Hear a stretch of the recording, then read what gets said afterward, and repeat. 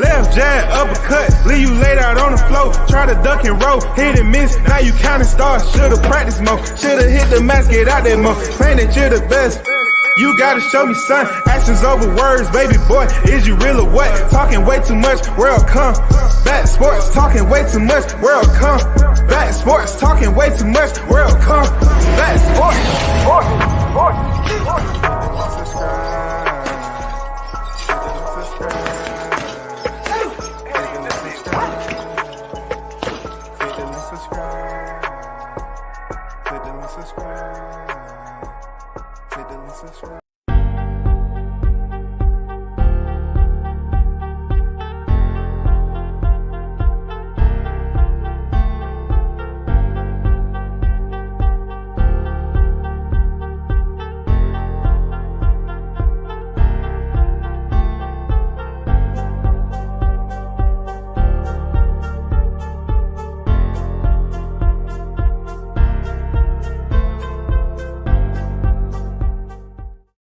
Shout out to the first in the building.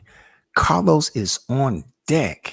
Let me first give a shout out and big salute to the hottest chat in the MFing game. A-side official. No negotiation needed. Period. You already know. Shout out to Carlos said. WCS salute, hottest chat in the MFing game. Salute. We A-side official. No negotiation needed. No doubt. Appreciate you. One love to you, brother. No doubt. Big Blunts and Boxing the GOAT is on deck. What it do, man? Hottest chat in the MFing game. Comeback. What's the deal, OG? What's good with you, bro? You know what I'm saying? Appreciate that info that just dropped. I'm definitely gonna use it in it. Use it in the live, man. You know what I'm saying? I read it on Twitter. You know, I was looking at people replies and shit like that. You know, I had to make room, make space. Mike on deck, man. I see you. What's good, bro? Salute to you. Keep on doing your thing out there, bro. Salute WCS and the family. It took me a while to figure out who you were, but salute to you, man. Continue to do your thing, man. For real, you just be dropping up in the chat, man. Goddamn covert ops. Tyrese, what's good, man? Salute to you. If that's the same one.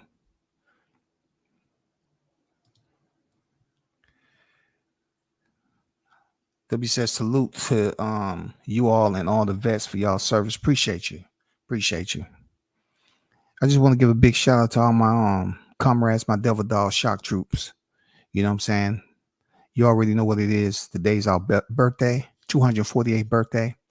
Y'all always love, you know what I'm saying? Shout out to the ones that's living, active, current, serving, and the ones who have fallen, who've we'll never forget in our memories, who made the ultimate sacrifice. You know what I'm saying? One love to y'all. Godspeed. Bless you and your fam all day, every day. You know what I'm saying?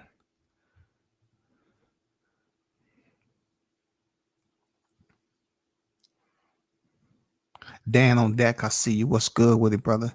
And Carlos, appreciate that, brother. Appreciate you. Appreciate you, man. Nelly Content Entertainment, salute to you, brother. One love. I see you in the building. Salute WCS. Salute everyone in the chat. Smash that like. Appreciate you, man. Yeah, click, man. Like, share, and sub, man. You know what I'm saying? Andrew Charles, what's good with it? Salute to you. What's up, man? Appreciate y'all pulling up today. It's Friday, of course. It's the weekend. What better time to talk it up? But one of the hottest topics on the YTC, and once again, forgive me. I've been hustling and bustling and dealing with some little bit of freaking change of weather shit. But you know, I'm good. I'm getting back.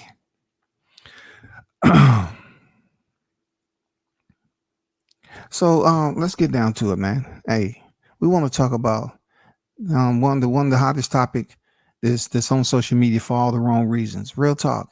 And this is something that's gonna stick with you and Philly for quite some time. Now, I'm not gonna freaking tiptoe. People don't understand. Everything I do is calculated. I don't just sit up here and fall in line with what everybody else is saying. I ain't trying to be first, none of that. But I will get to the destination sooner or later, right? So let me get to what my title mean. You know what I'm saying? My title says Philly boxing under siege. Ennis faced years of ridicule for IBF larceny. What to brag about? And look, people might look at that word and say larceny. Well, why are you using such a word? You know what I'm saying? It wasn't theft. Well, in reality, like I said in my last live, he was in position. I just didn't want to, follow along the narrative that, everybody was up here, acting like it was somewhat similar to Devin Haney receiving his title. Like Lomachenko wasn't set in stone to face him. You know what I'm saying? Lomachenko won.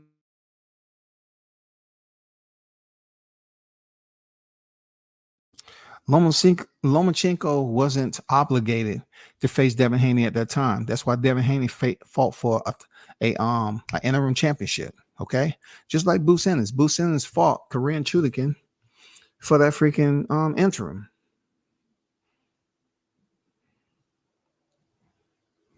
When it comes down to this IBF interim, that's not even the topic of discussion. The topic of discussion goes back a little bit ways before that interim, though, because you was at the WBO. And while at the WBO for an extensive amount of time, a person like me had already did. Imagine this. Imagine where I was at with it already now. WCS had already did a live strictly on Jaron Ennis on how he moved up through the rankings. Nobody else did that shit back then. I did. I seen this, man. Like I seen this. I did a live stream, which I'm going to share with you all on me speaking on Ennis's ladder climb through the WBO rankings. Not only just any elevation, but how it all played out. Now, all I'm doing, I'm asking you all in the chat to just, listen in. Don't really lean too much into it. But I'm going to play a live stream for you that I did a good while ago. Okay? A good while ago. But let me first get to this thumbnail. Jaron Ennis, yes. It was larceny. I'm just going to put it the way it is. I was taking it light and being, I was being light for a reason because people were expecting me to keep the same energy, in which I don't really sit up here and conform to other people telling me, okay, what you should be saying and what you should be doing, and they don't really support the channel. No, I am calculated at what I do. So that first live stream I did on this particular situation, I was being honest when I say he was in a position. It's okay in boxing for you to maneuver. It's absolutely okay. Don't get it twisted. I'm all for maneuvering. Why? Because it's an obstacle course. Boxing is one of the most corrupt, grimy sports there is. You have to know how to move against vultures, or else you will become the prey. All right. This right here says it all. This thumbnail's inbox update. Jaron Ennis since 2018. This man said he was looking for Crawford since 2018. And guess what? He still didn't find him in 2023. You know why? Because they saying he's been IBF champion since July 29th. And God damn it, I didn't see him in the ring. I did not see him in the ring. He said on $1 million worth of game, he was looking for Crawford since 2018. I didn't see it. But now in 2023, November, people are ranting and raving and being all vocal. And some of them, like, I read this talking about, things have changed. And well, let me just get to that. I got some freaking tweets and shit like that was out there. I'm like, it's unbelievable. But let me get to this live stream that I did. Just bear with me. Just bear with me when I was doing this. I was trying to make sure everything was in order. But I did this live stream a good little ways ago. So let me take this down. And if you look at it, let me get over here right quick. If you look, this was done 1 year ago, y'all. 1 year ago. People be worried about the wrong thing when it comes. If I really want to be on here all day, every day, doing some damn educational shit, I can. Okay. But this was done 1 year ago. And you ask yourself, why though? Why would he do it just on Jaron Ennis? Why would he take the time to go through the ranking systems for everybody else? You know what I'm saying? This man was in the WBO ranking system forever and a day. And they chose to slide to the left. And they went to the IBF and they fought for the interim. And then even at that night, I still remember, Jaron, when you was in the hallway and Tank walked past you because everybody was reeling. You know what I'm saying? Everybody was reeling about his performance that just happened.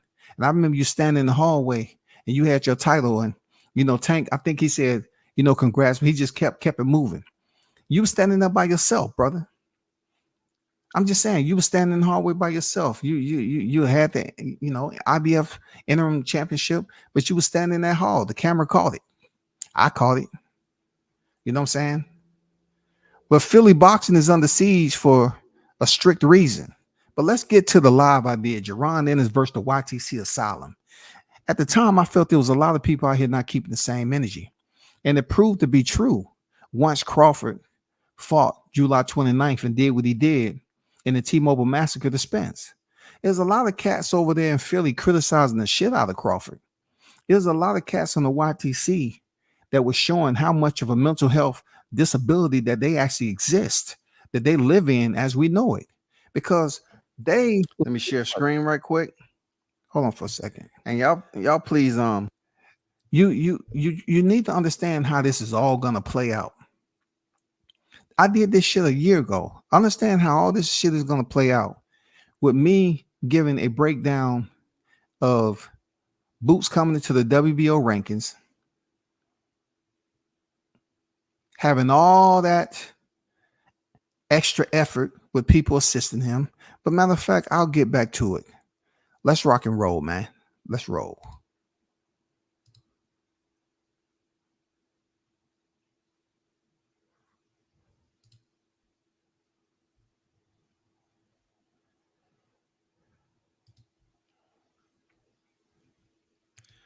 I'm gonna take this. All right. So at this point in time, at Jaron Ennis's record, at his resume right quick in his boxing schedule, if you go back to November 2019, who was he fighting? Who's Jaron Ennis fighting around anywhere close to November 2019? He didn't fight nobody in November, but he fought Daniel Fernandez, October 2019. Now we're looking at the WBO rankings in November 2019. He's ranked number 15. His previous fight was October 2019 against Daniel Fernandez. He was 12-1. 12-1. So he fought him in October. And November, they say, hey, let's throw him in the rankings at 15 off Damian Fernandez. I know y'all don't know who he is, but I'm just putting his name out there. Damian Fernandez. He fought Damian Fernandez October 2019. That catapulted him into the number 15 spot. Now, his next fight was not going to be until January 2020 against Bakhtiyar Yurbov. All right. So you take from October, all right, November, December to January.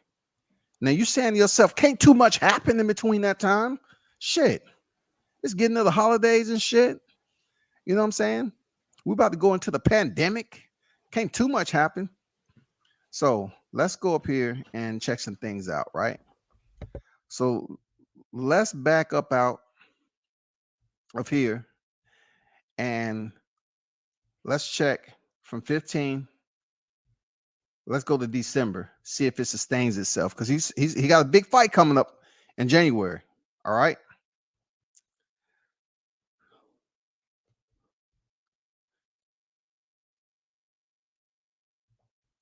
He just fought in October. I told you he was number 15. He was number 15 on the ranking systems, WBO, from fighting Damian Fernandez. December, Santa Claus and everybody else is handing out rankings.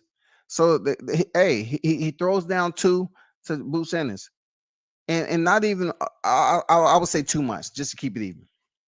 1 month from November to December, he goes from 15 to 13.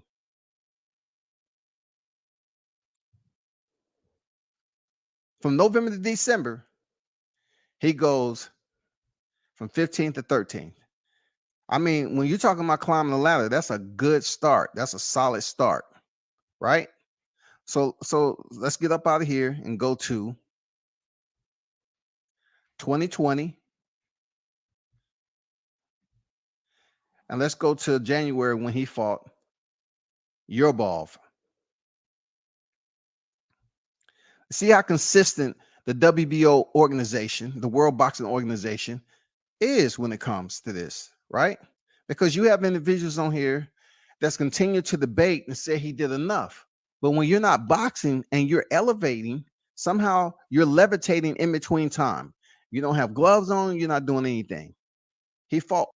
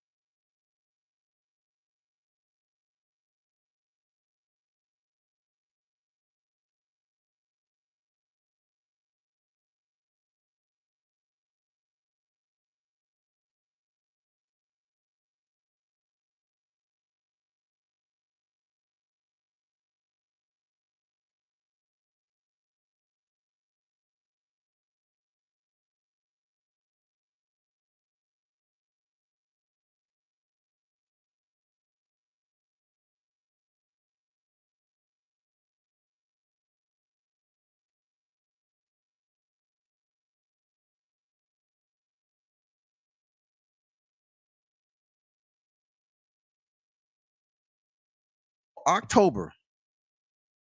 In November, he was ranked 15. In December, he went from 15 to 13. This is his fight day.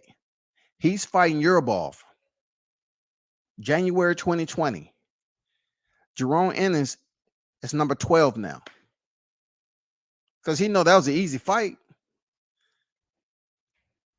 That was an easy fight. Keep tabulations now. He's moves up 4 slots already. 15, 14, 13, 12. Already. From November to January. From November to January. Now, his fight in January 2020, his opponent's record was 14 victories, 1 defeat, and 1 draw. He stopped him in the 4th round. Yurbov was down twice in the 1st round. So, in between time, his next fight isn't until September against Juan Carlos Abreu, 23-5-1 at the time. You're already looking at from 15 to 14 to 13 to 12, from November 2019 to January 2020. So you tell me where you want to go. Let's go. He's ranked number 12 right now. So let's do this. Let's get up out of here and let's go to March. Let's go to March. Be patient. Be patient. Let's go to March of 2020. Let's go to March of 2020. Jaron Ennis still at 12. Consistency, right? We're just looking for consistency. He ain't fighting. So we're in March 2020. You know what I'm saying? So let's go down to, let's give or take May. Let's couple up the months for a little bit. Get up out of here. Hold on for a second. Let's go back to April. Oh, I know this is where some of the rankings don't even show up. July. That's where it was. So you go to July, right? The last time we seen him, it was 15, 14, 13, 12. He's still sitting there at 12. At 12 when it's July. Jaron Ennis' next fight is against Juan Carlos Abreu in September. And we on July, right? So let's keep it moving. Let's go to August. Let's go down to August. Now, don't be fooled yet. Don't be fooled yet. Don't be fooled. He was 15th. He was 15th. All right. From 15th ranking to 12th ranking, moving pretty steady, right? Now, what month are we in? Let's go back up to the top. What month are we on? He has a fight coming up. We're in the month of August. He was at number 12, but Jaron Ennis is at 11th right now. He's at 11th. When did I say his fight was? His fight with Juan Carlos Abreu is September 2020. This is the August rankings. He went from 15 to 14 to 13 to 12 to 11. From November, you're looking at yourself from November to August. November 2019 to August of 2020. He's already sitting in the 11th spot. Who can tell me how many fights did Jaron Ennis have in between time? From November, which his closest fight would be Damian Fernandez. Then he fought Yobov. That's one fight since he's been on the pound for pound list. Yobov. One fight. Hear me out now. He fought Damian Fernandez in October 2019. He's on the pound for not pound for pound, not rankings, the WBO rankings in November 2019. In between time, he fights Yurabov, January 2020. In the process of elevating ranks, they're moving him through the ranking systems quick. All the way up to August, prior to him stepping in there against Juan Carlos Abreu, he's already sitting where I just showed you. And what was that? He's sitting at number 11 before he even steps in the ring with Juan Carlos Abreu. 15th to number 11. So let's go to September, because Juan Carlos Abreu, I know y'all know who that is. You ain't a hardcore boxing head if you don't know who Juan Carlos Abreu is, legend of the sport, right? So let's go to 2020 September. 2020. This I'm not trying to nitpick at this. I'm just, whenever I choose to do something like this, I mean, I just have to just buckle up and do it. It's not that difficult. It's just I don't want to seem like an angry bird out here on this social media shit, right? So November 2019, right? I hear the voices chattering about he's done enough to get where he's supposed to be. 15. I just took you from 15th all the way up to number 11th. From November to August. November to August 2020. He was at 11. September, he has basically leapfrogged 10 to 9 in the ranking systems. Whoo, this dude is shifting gears. Like the rankings love him, like Cameron Duncan. They got that shit popping. From 15th ranking in the WBO, he moved from 15 to 11 before he even stepped into his second fight, while being ranked in the WBO. That first fight was Yurubov, and his second fight was Juan Carlos Abreu. He stopped him in the 6th round. For that, they placed him 9th in the rankings. 9th, y'all. How can you lose if you moving this fast, y'all? How can you freaking lose if you moving this fast? So next is the one and only. He has a fight in December 2020. Chris Van Heerden, right? We all saw it go down. We was waiting. Oh, this is going to be a tough fight. Chris Van Heerden, he's 28-2-1. This is going to be tough. Now, once again, let me refresh your memory on the numbers. November 2019, 15 to August 2020, he was 11. Then on September, he faced Juan Abreu. And for his effort, he's number 9 now. So he has 2 fights while being ranked. He goes from the bottom half to inside the top 10 in that short period of time. So he only has number 1 to 9 right now. He inside the top 10. Who did he fight to get into the top 10? Juan Carlos Abreu, 23-5-1, to get him in the top 10 of the rankings. Juan Carlos Abreu. And this is no knock on Jaron Ennis, man, because I like the dude. He's the truth, for real. Jaron Ennis is that dog. All I'm doing is providing the overlay for the media aspect of it, because I'm sick and tired of these trash-ass biased narratives that's goddamn shoe soles when it comes to the relevance of it all. It's the bottom of your shoes, goddammit. Pick the gum off that motherfucker. Y'all saying he did enough to be where he's at, and I should look at it as just that. I shouldn't dig no further down into it. I shouldn't sit up here and scrutinize it at all. I should just let it go. From November 2019, he was at 15.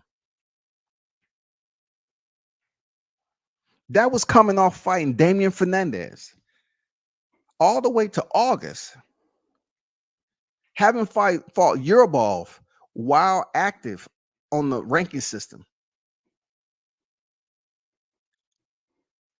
He elevates all the way up to number 11 for his effort for fighting Juan Abreu. They slide him into slot number 9. So who do you think he has next? Sergey Lipinets. He's fighting Sergey Lipinets in April 2021. Look at the gap. Check this out. Van Heerden didn't make it out the first round. December 2020. The fight was called a no contest. Whatever. No one got credit for it. No decision. So his next fight is against Sergey Lipinets the following year in 2021. Now, granted, 2020 was the back end of the pandemic, but give it up to Jaron Ennis for being able to fight at the first semester of 2020 and the latter semester of 2020. He fought in September and he fought in December. In between, while being ranked in the WBO, he fought Yurubov and he fought Juan Carlos Abreu. All right. I'm talking about the transitions. We haven't got to Van Heerden yet when it comes to the ranking. So let's go to December. Let's go to December 2020. All right. Let's go to December 2020.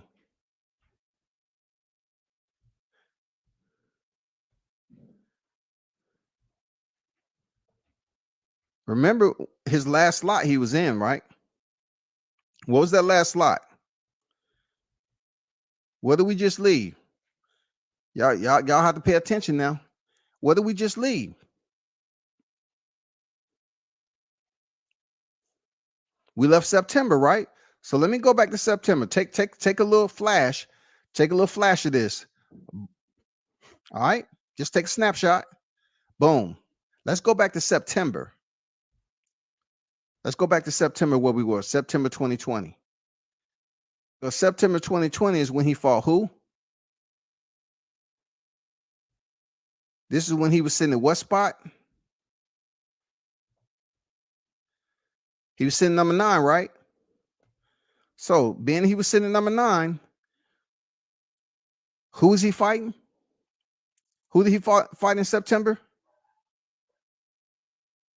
He fought Juan Carlos Abreu, right? September. So he doesn't have another fight to December. Chris Van Heerden. He's sitting at number 9 right now in the WBO rankings, people. Number 9, Nueve. His next fight is in December. It's a no decision because of headbutt. I want y'all to clearly understand how this works when it comes to this ranking system. It's according to who you're attached with. So let's go down to December to the Chris Van Heerden. Let's go to November, a month before.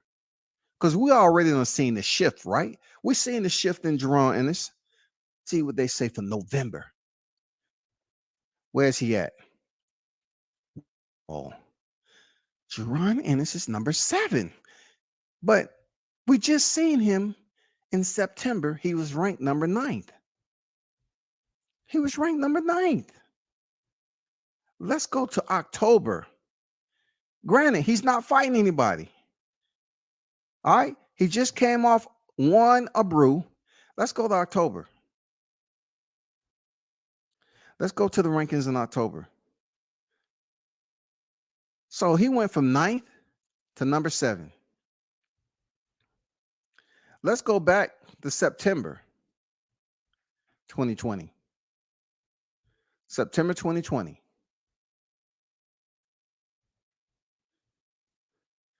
Jaron Ennis right here is number 9.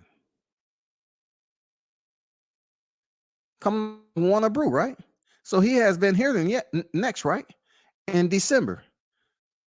So if we go to October, which is the one, not even look next door, bro. From 9, Jaron Ennis is already in a different resident to leapfrogged again to number 7. From 11 to 9, from 9 to 7. I can't make this up. Now he's at the back door of the top 5. What month did we say we was in there, people? My astute colleagues, we're in October. That's 1 month after him fighting Juan Carlos Abreu. 1 month. He goes from 9 to 7.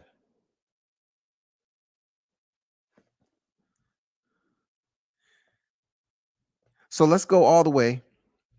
Let's go back out. And we'll see a little small consistency, right? December. Now you about to get some shock to your life now. You're gonna get some shock to your life at the next information that you're about to receive. And not this one. 2020 December. He's in there with Van Heerden, the fight stop. And he's still in number 7. So the good thing about it, we get to do away with the pandemic. But one person who benefited from that goddamn pandemic year was Jaron Ennis in the ranking systems. Congratulations. Salute to you, my brother. Your people out here, random raving. They haven't even been vaccinated yet. And they sitting up here saying, hey, he needs to fight Crawford. He did everything he needed to do. He fought how many people again? Why he was ranked in the WBO? So let's go to the next year. Let's go to 2021, right? And what is his next fight? Let's just start off with knowing that he already moved up 2 more slots. Let's just say 2021. Let's go to January. Let's see if anything happened over the New Year's. Let's see if the WBO is a little bit consistent with what they got going on. All right. So Jaron Ennis, in the year before 2020, he left off at the 7th spot, ranked number 7 in WBO. His next fight, right? Because we already been through the whole deal with Chris Van Heerden. We're in 2021 right now. We're leaving the pandemic behind. We all know that was nothing to that fight. But for them to give Jaron Ennis won a brew, I mean, was a freaking amazing. This man went from 15 all the way up 7 in a short period of time.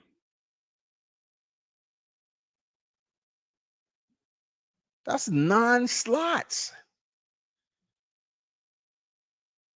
From November to damn near from November 2019 and let's say to October of 2020. October of 2020. You 9 up in the game from 15 to 7. Wow.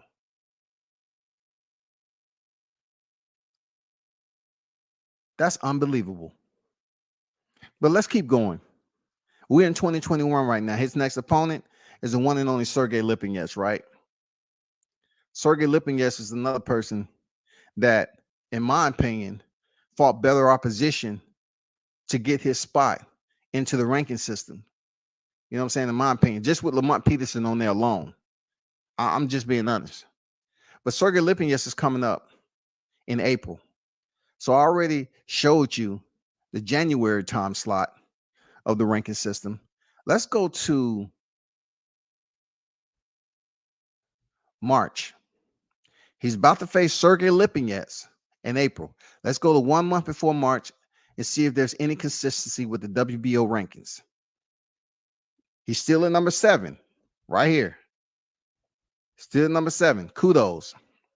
Right?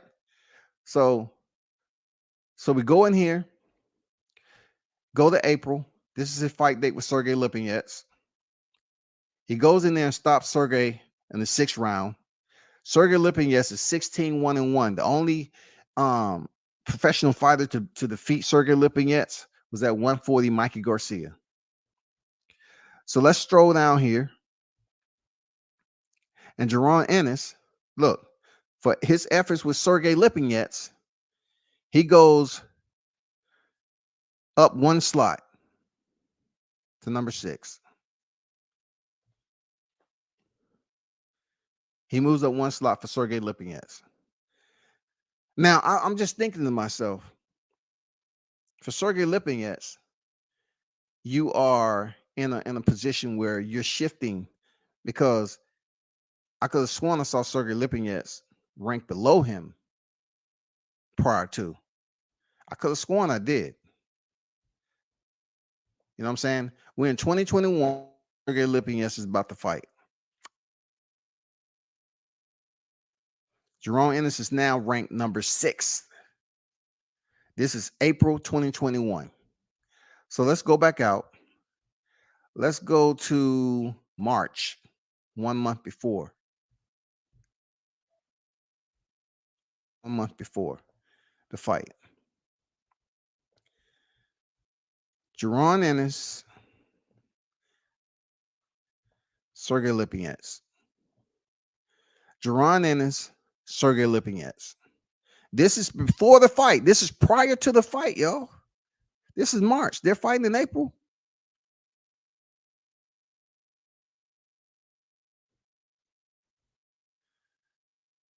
They fought in April. Jaron Ennis moves up to slot number 6 in April. Let's go to May 2021. Let's go to May. All right. Y'all stay with me. Stay with me. So you see Jaron Ennis is still ranked number 6. Why? Because he don't have a fight right now. All right. Okay. Thank God he ain't moved overnight. But Jaron Ennis is number 6 from 15 to number 6. From November 2019 to April 2021.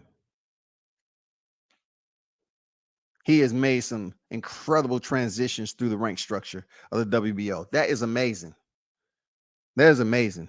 I would say the top-notch fighter that is on that, that climb to the top at this point in time would be 2021.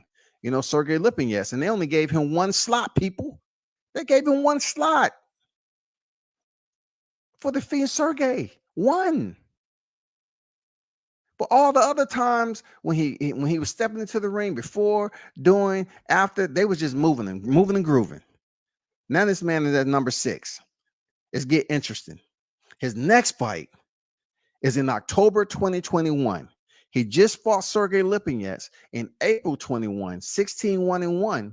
He stopped him in the 6th round. And he's currently, at this juncture, as we look at the WBO rankings, at this juncture, y'all, this is May, 1 month after, they still have Jaron Ennis at number 6. All right? Once again, I must reiterate, he's fighting Thomas Delorme in October. He's fighting Thomas Delorme in October of 2021. This right here is 1 month after his fight with Sergey. So let's go out to July, because he's fighting Thomas Delorme what? In October, right? Let's go to July. Let's see what the rankings have. Let's see what the WBO talking about. He's ranked number 6, right? So he's still ranked number 6. July has Thomas Delorme in October. Thomas Delorme is at this point in time coming off 2 defeats. All right. Let's get closer. Let's go closer. September 2021. We're on the eve of Jaron Ennis facing Thomas Delorme. Whoa, what a fight. What a fight. What a fight. So the last time we checked, it was back in July, right? Jaron Ennis, in between time, he went from number 6 to number 5. He's at number 5 right now. When was his last fight? Astute Boxing Heads in the chat. When was his last fight before this move? When was his last fight? Sergey Lipinets, right? They moved him up a slot, right? He was able to get 6, right? So he hasn't stepped in there against nobody right now. So Thomas Delorme is his next fight in October. He's coming off 2 losses. But that doesn't mean anything just yet. That doesn't have any credence just yet, because we're in September of 2021. We're 1 month out from Thomas Delorme. But somehow, some way, David Copperfield has magically moved Jaron Ennis into a levitated state into the 5th position in the ranking system of the WBO.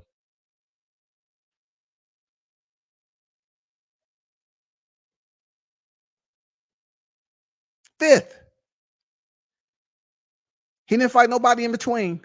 He was elevated. Because I was told, obviously, he's did enough to be where he's at. I'm saying to myself, like, read. Do your own brainstorming and troubleshooting. The ranking systems is so taboo, man. They move and groove how they see fit. Boxing will always be a red tape, political type of arena. Boxing will always have that. That's how they roll. That's how they move. Just as you're saying, Jaron Ennis is ranked number 5th, 1 month out before facing Thomas Delorme. What points did he get in between Sergey Lipinets, the Thomas Delorme, to move him up another slide in the ranking systems, just like it's giving away Halloween candy, bro? Who did he fight? I already told you. He was placed in the rankings November 2019. He fought Yurbov.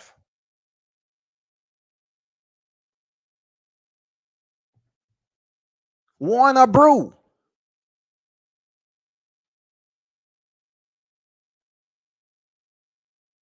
He's sitting at number 5 1 month before facing Thomas Delorme, y'all. Watch this. October. Hey, this is the month right here. This is the month. This is what I want you to see right here. I want to start off with Mikey Garcia sitting at number 3. You know who he got coming up, right? Because I got a stoop boxing heads in the live chat. You know, Mikey Garcia got Sandor Martin coming up, right? Okay. Michael McKinson, inactivity. You know what I'm saying? But he still hold his spot up here, right? And of course, undefeated Jaron Ennis. The man of the hour. The one that they say who has fought the absolute beast to get where he was in the ranking system. And I'm saying not so fast. Because you're trying to throw this man face first, hands up, into the arena with Terrence Crawford. And I'm telling you, the boxing rankings doesn't justify a fighter's position to warrant stepping in there with a champion just because you say so. Just because you're unwilling to do any type of homework. This is not even as deep as I possibly could have went. So look at this now. Mikey Garcia 3, Michael McKinson, and Jaron Ennis. All right. Let me get back over here to the live chat right quick. Dwayne Mack, what's good? I have to say that's the biggest name on Jaron Ennis' climb up this ranking ladder. Now, I heard the eye test. So we're looking at the eye test. That's the same thing people say when fighters are out here stacking their record with inflation and they're fighting easy touches, but to the eye test, it looks great. They're going in there dominating, but they're fighting Macy mannequins, but they're passing the eye test. And like I said before, Jaron Ennis got skills. All right, I'm not even gonna bullshit you, dog. But this is not something that I'm dwelling on his skills. I had to touch on this and address it because certain people are unwilling to take the mental shovel, and do a little bit of research, sustain themselves, read, and see how easy it is for a fighter to climb the ranking system. Let's get to the end of this shit so I can get to the chat. So therefore, Jaron Ennis, right? I already told you where we at right now. He gets credit one slot. He received the credit. Look, he received the credit from 7 to 6. Coming off Sergey Lipinets, y'all. He steps in there with Thomas Delorme. They move him up to 5. They telling everybody else, get the fuck away from him. Stephie, let's go, man. Get out of here. Aduk Karoff, get out of here. David Avanesian, get out of here, bro. Let's pay attention to Mikey Garcia, number 3, Michael Kinson, number 4, and Jaron Ennis, number 5. Now, the rest is what it is. We have to wait on Sandor Martin and Mikey Garcia. So check this out. Let me get back over here. Let me get up out of here. We are October. Let me let y'all see this. October 2021, right? Let me back up out of this right here. And let's go to November. Let's go to November. Let's see what happens. Because he fought Thomas Delorme in October, right? All right. Ta-da! Ta-da! Ta-da! Ta-da! I told you it was a grand finale. Ta-da! He fought Thomas Delorme, coming off 2 losses. They move him up a slot to number 5. In the process, as you're looking at this, right? Mikey Garcia, who was sitting at number 3, Sandor Martin defeats him. They put Sandor Martin at 4. Mike McKinson, who was sitting at 4, they slide him to 3. Jaron Ennis, who was at 5, they slide him all the way up to 2. Without any fight. That is indeed somewhat tragic. But you stay close to boxing, you understand the analytics of this type of mishap, corruption, inconsistencies. trash. You know, just the way they're so distorted and people not kind of find out what direction you all gonna go. No, it's just all within those who are working in these organizations, and they come up with information according to who the connect is, who this fighter's with, whatever else is exchanged behind the scenes. I don't know, but I'm just gonna be honest. Like, for you to fight Thomas Delorme coming off 2 losses, and you move from 5 all the way up to number 2 in front of Mikey Garcia, who's a Hall of Famer. A Hall of Famer now. Mikey just ain't dropping losses like that now. His first loss came to Errol Spence now, moving up. Come on, moving up 2 weight classes now, right? That holds value. And then, yes, he lost to Sandor Martin, but they move Mikey Garcia out the top 5, and then they move Sandor Martin just, right there where it can be comfortable. McKinson, who knows why they moved him at 3, being inactive. And they put Jaron Ennis at number 2, based off Thomas Delorme coming off 2 losses, y'all. And you know what does Ennis do? He go in there and do what he's supposed to do. He stops him in the first round.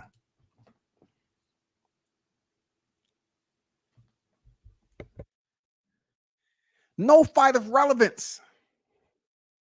You're trying to tell me that he fought? You're trying to tell me he fought? That's what you're trying to tell me?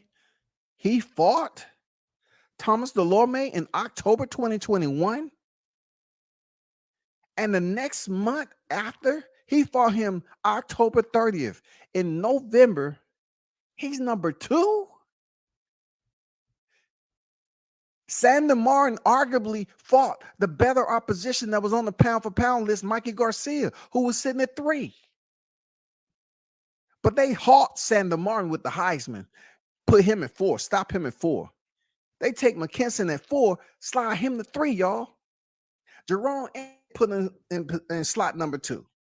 And you're trying to tell me this ain't all about money and who you know and the connect, the plug. We can get back to the live stream. I just wanted to run that past y'all because it's very, very damning at the end of the day, because systematically it's absolutely insane. You can never figure out what these sanctioned bodies are trying to do. We've seen it happen with the WBC. We've seen this happen with the WBA, the IBF. You know what I'm saying? And, just to talk about what happened just recently, this is insane, because at the end of the day, this was one of the quickest, most pushed and chaperoned. I want to use the word chaperone, because chaperone keep it in a level of respect. You know what I'm saying? It's very light. You know what I'm saying? It's not too toxic. There's not that much venom on it. You don't need an antidote. Just give it a little bit of time. It'll wear off. You get some inflammation and rash and stuff like that. But, chaperone. He is one of the most chaperone fighters of this era, Jaron. You're one of the most chaperone fighters of this era. The way you was catapulted from 2019 through the ranking systems, the shifts and moves when you wasn't fighting, what you was able to do when beating sub-tier fighters to get to where you was at. And to pretty much get elevated several slots from a fighter who was coming off 2 losses, to do all that, to have those people behind you, only to absquatulate from the WBO to the IBF. Once you picked up new resident, you quickly picked up the IBF by fighting, once again, a sub-tier fighter, right? Then with that sub-tier fighter, now you have a position right here where they're saying, yeah, we're going to send a petition over there. Now let's be honest. They say get in how you live it, right? Get in how you fit in. All right, I get it. But when it comes to respect, when it comes to what you already witnessed with Devin Haney, the lack of respect that people was giving him prior to him winning the undisputed titles, it was a lot of disrespect. And Ennis, I'm telling you, you're about to experience the same storm, partner. You know, I keep on reiterating this. Me being an older cat, I don't want any smoke over there. I don't despise of Jaron Ennis. I'm giving him the same criticism I've given plenty other fighters that warrant it, right? You're about to get several years of criticism for how you picked up this IBF title. You absolutely are, bro. It's a bit more chicanery that one would want to be a part of for where you at right now. And the reason why I'm saying that, it doesn't matter how many of these YTC channels you get behind you, but you need to understand what exactly happened with Crawford in a sense where he had all the credentials. He fought the names, he fought the champions, and they still weren't giving him credit. Let's compare the skin color, right? Maybe we can say who's darker than the next, depending on how these people look at these fighters and choose to pick and who's going to be their favorite or not. We don't know why the hate was delegated so much to Crawford. But let's talk about you. You saw what happened to Spence. Spence was pretty much coddled, and he went in there and got his shit done. I ain't gonna lie. Spence did what he had to do. He went in there and fought like hell for Kell Brook. Did the same with Sean Porter. He fought. But see, you haven't even got to the point of Errol Spence yet. Because the reason why people were respecting Errol Spence based off the performances that he was giving with a Kell Brook, Sean Porter. They was giving him his respect off that. You know what I'm saying? He was up here fighting like a Blaxican. He was giving you the Mexican style while being black. You know, he was giving you the intensity. He was giving you the come forward style, in your face, present pressure. You know what I'm saying? Mano y mano, punch for punch. That's what Spence was doing. And then you had Crawford over here continuing to do what he was doing, stopping people, you know what I'm saying? Basically migrating up to the 147 pound, fighting the champion Jeff Horn, who came off a Manny Pacquiao win, and, you know, pretty much went in there and stopped him. Benavidez stopped him. Kavalauskas stopped him. Amir Khan stopped him. You know what I'm saying? He look, he can't move from the intersection because he keep on stopping people. What I'm saying to you, Ennis, you're going to have to go down that gauntlet, bro. This may have a warm and fuzzy feeling to you, but from what we witnessing in boxing, for all these content creators and these fans that's unwilling to give credit to fighters, they may show you this temporary love right now, brother, but this shit is going to be insanely discomfort to you. Moving forward, it's gonna be uncomfortable, bro. You know what I'm saying? It's gonna be a discomfort that you're gonna say to yourself, "Damn." You know why? Because you got to face the media, bro. They can come up here and kiss your ass now, you know, just because they don't want to piss you off. But guess what? You're gonna have to come out and play to the media, just like, you know, Crawford and they'll have to come out and play to the media. You can't just stand back there and say, "I don't want to talk to media no more. I don't want to do that." In order for you to get the big fights, bro, you're going to have to come up and talk to the media. And they're going to always ask you about this shit. See, Devin Haney was in the same situation. He didn't talk to the media much. You know what I'm saying? But he put that behind him. He put that behind him, bro. Windshield wipers. His shit is clean now. But you're going to face a lot more scrutiny from the way that letter was sent up there to Crawford, knowing damn well he had a rematch on deck. That is some shiesty shit. You know what I'm saying? Some grimy shit. You know what I'm saying? That's kind of like, you know, they say certain situations go down here in the street of ATL on how, you know, they got all these scammers and hustlers and all that. And then, you know, that paperwork being sent the way it was, and then seeing how everything played out last year in 2022 with this, and knowing that you had the opportunity to face Crawford and y'all didn't want to face Crawford, right? You went through being elevated and climbing the ladder in the ranking system. You didn't do nothing with it. You crossed over to the IBF, fought Korean Chudikin, and now you are basically given an IBF title, bro. I'm just going to say, you know, your people over there may not want to explain it, but listen, they shouldn't be mad at me because y'all had so much criticism of how Crawford was doing things and who he was facing. They were so mad about him fighting David Avanesian, who was in the ranking system. You had so much, y'all had so much to say out that gym. I mean, just straight vitriol for Crawford. So you got to understand it's about to come back right to you.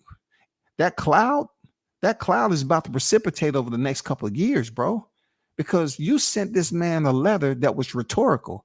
Y'all sent it out there. Y'all talked to the people, whoever it was, and they pulled some strings for them to send that documentation over there, knowing that it would be denied because he has a rematch with dang Errol Spence, which, if you want to look at the details, there's no need to go past the first line because that is a much bigger fight than you and Crawford. It don't matter if you had a title. It don't matter. And then you get these goofballs up here saying, well, he should fight Boots. It's bigger than Tim Tszyu. How? Tim Tszyu has fought way better competition than Jaron Ennis. That is fact. He's faced way more competition, better competition than you. But to send a letter knowing that it has a 1,000% disapproval rate, that is just shiesty. It's grimy, bro. But then a person like me, I look at it from a different perspective when it comes to the maturity of stand by the sport, right? I understand and expect this type of behavior and mannerisms from boxing. I get it, bro. It's some grimy, slimy type shit that happened in boxing. And this is no different. Whoever you was standing by to get this moment right here is it's not it, bro. It's just not it. It's just not it, man. It's not it. This moment's supposed to be more special than this. You know what I'm saying? Back in the day, it was Jaron Ennis would be taking over the number one spot as the IBF welterweight champion. Errol Spence Jr.'s number one contender for his belt after the previous number one guy. Hartwell lost last Saturday night to Cody Crowley. Okay? Jaron Ennis is ready to dethrone Spence. Unfortunately, that never happened. Then this is old tweets, right? Adam Boxing Show, the IBF stripping Bud Crawford of the 20 hours ago. IBF stripping Bud Crawford of the belt is interesting. A lot of speculation on the situation. I would like to see him fight Jaron Boots Ennis. I don't think a Tim Tszyu fight is big as some think it is, but I will watch it for sure. Options are running thin. Options are running thin for who? Why are you going to discredit Tim Tszyu? Y'all wasn't discrediting Jaron Ennis when he fought, Castillo Clayton. Y'all wasn't discrediting.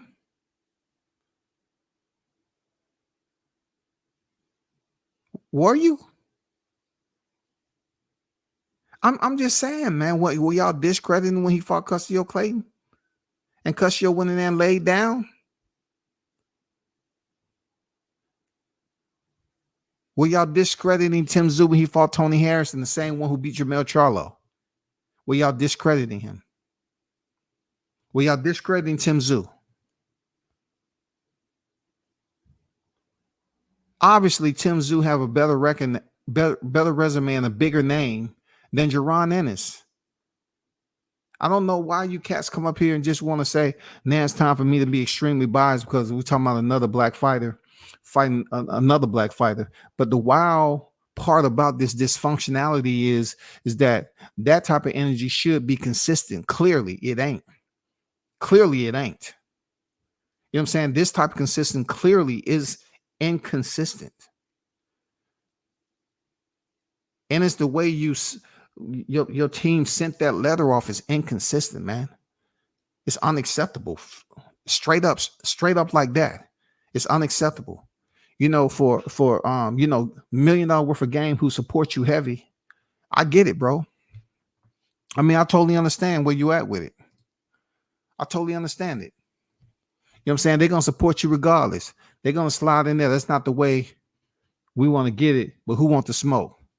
Now, well, let me educate you a little bit there, Gilly. You know what I'm saying? It's not all about who wants to smoke. Does smoke make money? Were y'all out here handing out smoke before you sign 100 million? No, right? So in boxing, it ain't who want to smoke because smoke doesn't have that price tag on it like you would think. Smoke is just a slang term to let somebody know that, yeah, I'm willing to fight you somewhere, anywhere, whenever that time comes along. It's good for banter. You know what I'm saying? Smoke ain't shit. You know what I'm saying? Smoke ain't shit. Motherfuckers smoke every day and nothing. It's not who wants to smoke. You got one title that was emailed. How are you going to sit up here and say who wants to smoke? I understand that's your hometown. But damn, you know, it's some real ones over there. You know what I'm saying? It's some real people who will be forceful about this shit and keep it honest. But let's once again go back to the source, the nest and egg of this trash talking. That Jim over there was talking so much shit about Crawford and what he was doing, what he wasn't doing, what he should be doing, and who he should be fighting. You have to understand how this is going to be for the next several years for you, Ennis. Your people was talking cash shit about Crawford. And he went in there and obliterated Spence. Y'all was talking shit. What was his name? What was it? David Avocado? Oh, shit. So forget David Avocado. We need to talk about Strawberry, Canary, Errol, Spence. Strawberry season. It went from strap season to strawberry season. We need to talk about how his face looked like strawberry souffle. Let's talk about that. You have to understand, you send a letter over there with 1,000% disapproval rate just to get a denial to make it okay. And then they say, this is since July 29th and you have me defended this shit. Like it's nothing that we are going to sit up here and clap about because that shit is on paper and it's in writing and they want to put it, you know, they want to detail it administratively and say, yeah, since July 29th. It don't matter. This not a military enlistment. It don't care when they say they want to backdate it. We don't give a fuck about that. What we do, what they're gonna say is shit like this. Barbershop boxing talk. Cody Crawley said he was offered $50,000 to fight Jaron Ennis. Boots turned down Rashidi and Mean Machine. He isn't interested in Gabriel Maestre, but he is interested in 15-ranked IBF Gabriel, who fights under Canelo. According to the IBF, Ennis became the IBF champion 729-23. The night of Spence versus Crawford won. If that's true, then Crawford only represented the IBF welterweight title, but he wasn't actually IBF champion. Ennis was IBF champion, even when they posted him as the IBF interim champion. Shaking my head. Nonetheless, I see the positive for the welterweight division, and assign Crawford versus Spence 2 will be at 154. Ennis will have to pay better purses if he wants to name opponents. He don't have to pay shit. No, he's not gonna have to pay anything. See the wages that he's gonna have to put up is gonna be much more stiff than all this lowballing. Allegedly, you know what I'm saying? I'm reading somebody else's post. Allegedly. This is going to be extremely crucial moving forward with all the pay. You're a champion now. You have 31 professional wins, if I'm correct, right? So therefore, when it comes to you moving forward with all those wins, people are not willing to watch you face Korean Chudikin no more. Juan Abreu, Thomas Delorme, Sergey Lipinets, Custio Clayton. We don't want to see none of that. Ramon Villa, nope. They are looking for you to face the likes of those that's in the ranking systems at 147, whether you like them or not. Whether you like those fighters or not, they are expecting you to go up here and fight those individuals, whether you like them or not. Why? Because it's the way that you all have criticized. And even on $1 million worth of game, you say you was looking for Crawford for 2018. Well, guess what? You need to get on the FedEx truck, right? Just like they goddamn drove you through the WBO rankings only to just say, no, I want to catch an Uber to the IBF headquarters. Yes, it was my mistake. I put in the wrong coordinates over here to WBO. I thought this was where they told me to be, but no, I'm going to step over here. So I'm waiting on the Uber right now. You call it Uber to IBF.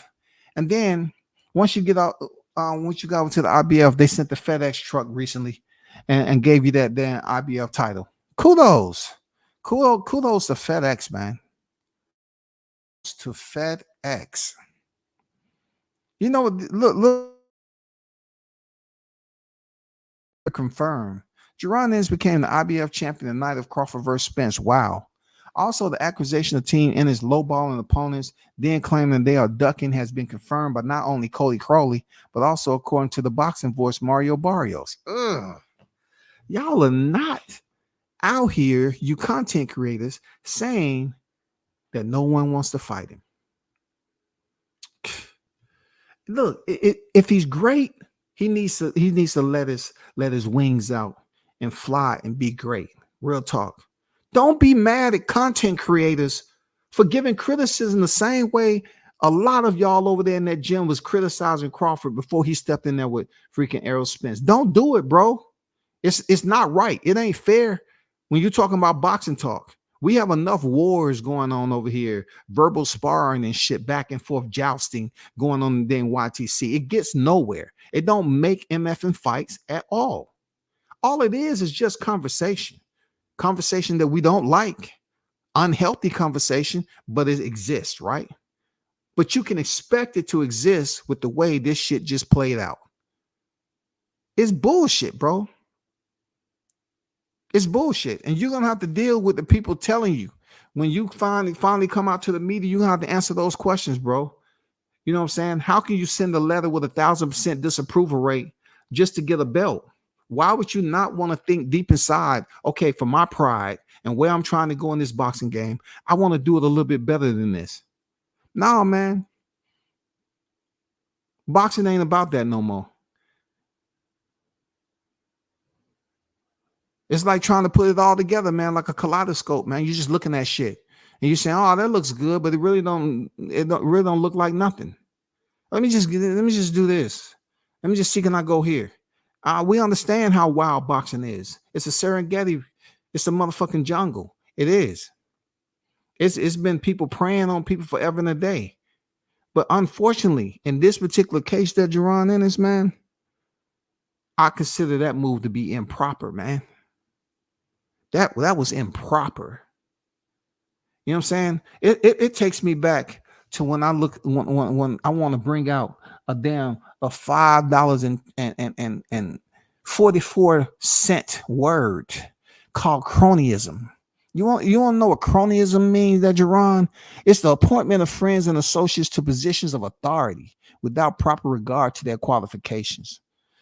Look, a lot of people will say the qualifications you to be where you at right now is just a little bit beneath the standard. You have the talent. You're going to be you're next in line and all that. You was in the position, like I said the other night. Yes. But that leather, and then the reason why I came back on here and did the live, and it's just, you out here bragging, bro. What's wrong? Don't do that, bro. You and your pops is too cool for that. Y'all too experienced for that. Y'all been in the game too long for this shit, bro. Don't start bragging on some shit that was gift wrapped with a nice little bow right before the holiday season, nigga. Don't do this shit. That ain't Philly style. Niggas over in Philly don't do that, man. Period. Niggas over in Philly don't operate like that. They don't move like that. I don't need to be in Philly to damn tell you that shit. You should already know. They don't do that. It's niggas over there definitely saying some shit behind your back and they don't want to say it to your face. Period. Them cats over there in the gym, they may say what they want to say, but what they said behind the scenes is like, man, he ain't fight nobody for the belt. He did get it via email. Same shit. He did, you know. They look, they always talking about real nigga shit, right? Okay. How many of them real niggas that's in that gym gonna tell you ever to your face, say, hey man, I would have rather you fight for that belt. I would have rather you fight for the belt. Why? Because now, you know, you being the premier face over here in this gym, you just took a belt via administrative logistics. You didn't fight a top tier name to get the belt. So what it does, it's not just a representation of Jaron Ennis, but the Jaron Ennis representation of the gym that he's fighting out of. You just can't keep on going back to, oh man, he's a killer, he's a sparring. We know he got mad talent. Dude got mad talent, period. But when it comes down to these titles, and you have champions out here that actually fought people for belts, and then you have the ones who was delivered a belt, and then you have the ones who not only was delivered a belt, but they sent documentation out knowing they have 1,000% disapproval just to get back the prize that they wanted.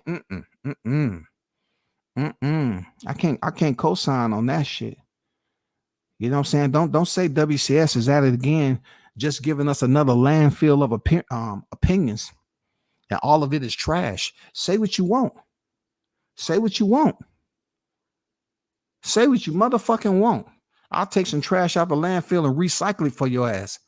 Nobody's going to explain to me that I didn't listen to all the trash talk that was coming out that gym when Crawford was about to fight a ranked fighter now. And then hearing this live, how I went through the ranking systems, they look, they hurried him. You know what I'm saying? They chaperoned him to the WBO ranking systems, and he didn't do anything over it. They put through all that shit, and he had only a little bit of fights to get him all the way up to number 2, only to jump over here to the IBF for interim, and then get hand delivered a WBA title. And then you're gonna have people that, well, if that's the case, Crawford wasn't really this and Crawford wasn't really that. Yeah, it's probably, it's definitely some behind the scenes shit with people trying to expunge Crawford's accolade as being 2-time undisputed. That shit happens all the time. It's been going on forever and a day, bro. But Philly niggas don't move like that, bro. Philly, when it comes to boxing, there's a lot of people that's over there saying, no, man, that's not the way you're supposed to do that. No, Philly has a reputation when it comes to boxing. Every time I used to hear cats coming out of Philly, man, it wasn't on no bullshit. That was on some real boxing shit. That's how they damn respected the shit. But this new age, 2023, bro, no, man. To send a piece of documentation out, knowing it was gonna get approved just to get and then shake hands on it, fuck that, bro. Fuck that, man. How do you get gratification for that shit, bro? You don't get no gratification for that. Come on, man. Come on, Boots. You don't get no gratification for that. The move you made is a sniper dream. It's easy to shoot that shit down. You're going to have to come out to the media now. You're a champion. You're going to have to step up in competition. You're going to have to answer those questions. And you can't get mad at motherfuckers that's going to goddamn drill you on that. If they listen to this, they say, damn, you went all the way up to WBO rankings and jumped out. If you really wanted to fight Crawford, you could have fought Crawford, right? Then you go with the IBF. You don't get Spence because Crawford took care of that. So all of a sudden, they want to do something that hadn't been did when Errol had the belt. Errol was up here playing around, languishing, you know what I'm saying, getting in trouble, doing all this shit. And they wasn't on his heels about it. Oh, my bad, because they thought that he was going to go in here July 29th and beat Crawford. Hopefully Crawford don't reenact the rematch clause. But hold on now. Wouldn't you have been in the same position that Jaron? If Errol Spence would have beat Crawford, wouldn't you have to wait for them to rematch? Would you have took the same avenue of approach to submit documentation on Errol Spence the same way to get a belt? Seriously, if Errol Spence would have came out of here the winner, Crawford would have enacted a rematch clause to fight in December. The whole freaking promotion would have been different because we know who the outcast is. The outcast is Bud fucking Crawford. So therefore, just because they didn't get the golden egg at the end, now they want to pull some administrative shit and goddamn pull that man's title after he earned it. He earned every bit of the titles, bro. He defended his several times over via stoppages. Errol Spence defended his titles. They went in there finally on the collision course that had to happen, and one man came out there the winner. Now we get this bullshit on the back end with people bragging and shit about IBF. That can't be respected. That's not how Philly boxing is. Once again, that Jaron, that shit ain't respected. And Gilly them don't respect that shit. They just damn being nice, bro. They being cordial because you in the backyard. That's all that is. Real talk. That's all that is. The shit you did is invalid. Point blank, period, brother. The shit you did is in fucking valid. There's concern to be had with people talking about, I'm ready to step on everybody. Step on who? Start stepping then. Your name is Boots, right? Lace up and start stepping. Who's next? Please start calling people out. Because we didn't believe when you was on there talking about, I've been looking for you forever, 2018. What? 2018? What? What? 2018, he was about to go up a division and fight for a championship. You was nowhere on the radar, man. Come on, bro. Played yourself, bro. You got to get on track, man. You're a talented brother. You got the skills. You got to get your ass on track, bro. You can't be in the gym when they talk so much cash shit about a fighter that went in there and got the job done. Let's see you emulate this shit. Let's see you emulate that. Let's see you emulate that, Boots. It's a lot of people quiet over there. It's a lot of people quiet. And I ain't talking about I'm not talking about YSM. Shout out to YSM. I got respect for the brother. You know what I'm saying? He's locked in that gym. I got respect for the brother. But I know it's gonna be a lot more people that's trying to step up to the gym now that Boots got a belt. Kudos to them for finally goddamn showing you some identity. You know what I'm saying? Showing you some notoriety. Now they want to come a knocking. I gotta be the first to get him. I just can't wait to start seeing. Come on, Boots. Come over to the YTC. Who you gonna speak to? You know what I'm saying? Who you gonna speak to? I know they're gonna come a knocking now. You know what I'm saying? They're gonna want to talk to you and congratulate you. But I'm gonna tell you like this, Boots. If you get on one of these channels, you know what I'm saying, and they want to sit up here and not criticize you like they criticize Devin Haney, then all they doing is being fake to your face, bro. And that's exactly what's gonna happen. They're gonna be fake to your face. You want fake niggas talking to you? Or so-called, you know what we love to talk about, real niggas. Yeah, it's all about them real niggas right there. We want them authenticated, real branded, them bred and born niggas right here. We want the real niggas. We don't want no fake niggas. Okay, so y'all want the real niggas, right? Don't let a fake nigga sit up here and tell you some shit that ain't real, and sit up here and say, you know, I'm a real nigga, right, Boots? I'm gonna tell you the way it is. And I think with the way boxing is today, man, see, the brothers need to understand it ain't like the way it used to be. Things are changing. The business of boxing is changing. We seen that with you, Boots. We seen that you end up getting a piece of the pie at the end of the day. You didn't have to step in there with either Errol Spence or Chance Crawford. You didn't have to do that shit. You got a piece of the pie without even getting any punches landed, any scratches, abrasion on you, and you was there in spirit because they backdated you to July 29th. You changed the game. If you get a fake nigga telling you some shit like that, you should turn around and walk away. You should goddamn cut the motherfucking live short and say, I can't do this, man. Because I got a reputation over in Philly. And Philly niggas are true to the motherfucking word. Them niggas move different over there, especially when it comes to boxing. So it ain't no way you being that dude, you gonna allow somebody to sit up here and goddamn befriend you. They're gonna finesse you and not keep it authentic like real niggas supposed to be. If you don't cut your shit off and walk the fuck away, it's gonna hurt, bro. It's gonna hurt because this YouTube shit is growing every fucking day. I'm just being honest with you, bro. You know what I'm saying? Believe what you want to believe, man.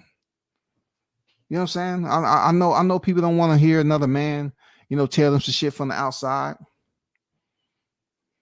But I don't like walking around life with a veil, nigga.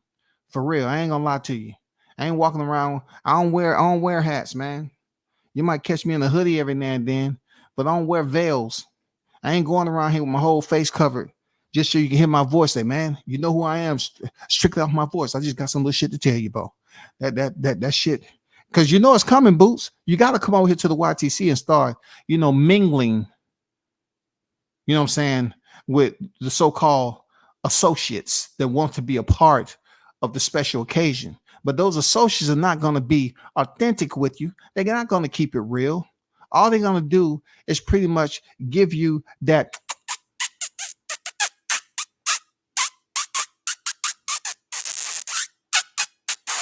Yeah, that's all you're going to get. You're going to get those puckered lips. You know what I'm saying? Oh, yeah. They're going to give you the puckered lips. They're going to give you that remote pat on the back. Yeah. That's what they're going to give you, Boots. That's what they're going to massage those earlobes. You know what I'm saying? They're going to massage those earlobes. They're going to try their best to get you in the mood and let your guard down and ask you a question like, Boots, when you submitted the letter, did you know if it was going to come back approved? Nah, I ain't know that. Right there, it's over. Because there's no way in hell people are going to be convinced that the letter was sent out and you didn't know it was going to come back approved. Bozy said he knew about this forever. Just like the intentions, when it was sent out to them, they already knew that the shit was coming back disapproved, because the bigger fight is what? Crawford Spence, period.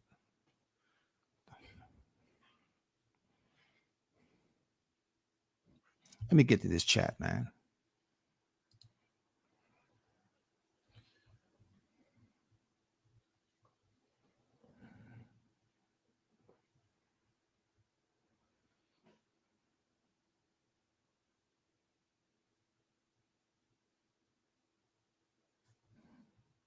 D Young on deck. I see you, man.